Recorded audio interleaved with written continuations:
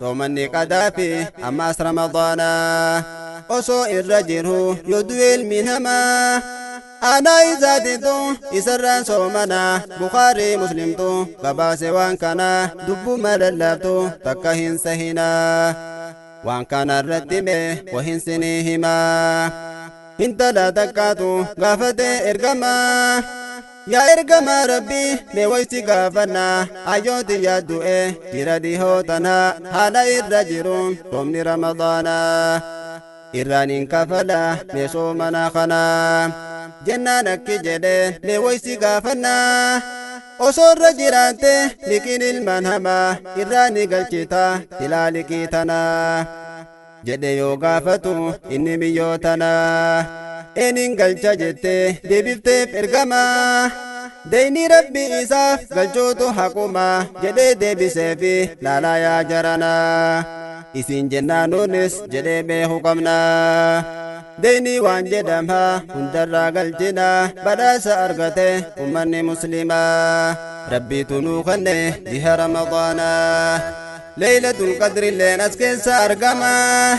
hanguyyaan tokkitti caalu baatee kuma khayrun min alfi shahr quraanan nuu hima badhaasa argate ummanni muslimaa wahin sinii dhaba dhagayaa ummataa haalli nabii keenya dhiiruu maal fakkaata jedheetti yaaqilee laaleetti hidhata kurnan duraatii fi ammaas haalammaata gaafa garii rafee garii qaatiraata kurnan booda ammoo mudhii isaa hidhata bar halkan kadhaa fi ibaadan dhaabbata dubbii namaa tuni faallana fakkaata kurna duraa dhufe masjidani guuta kurna jidduu ammoo irraani hirdhata kurna booda garii hirriiba fudhata kunis abooradeef olii gad dhaabbata dubbiin akkas taate laala yaa ummata haala san jejjeeruut barnurra jiraata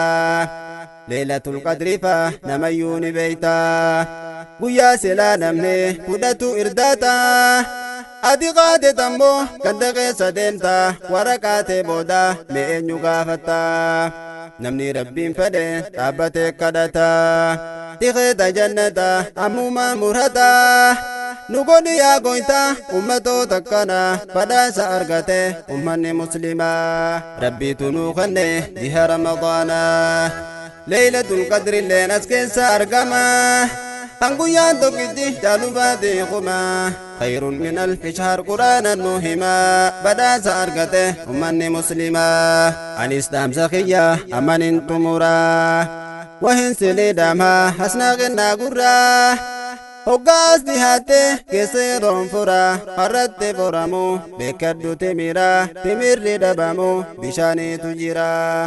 timirri hundafe nyaata qaama fira ammoo bishaan kuni qochumaa taahara akkanuma wajji nama hedduu jira hoggaa furaan geesse achi siqaasirra qarraasaa fudhate qabsiisa sijaara afaan hidhaa oole wanta halaalirraa galgala deebi'ee haraamirra furaa guyyaa guutuu daahu kuna oolee jira hanguma kanatti meemaa if kasaaraa waan akkanaatirra fagaadhaa hadaraa namtichi if dorge wanta haraamirraa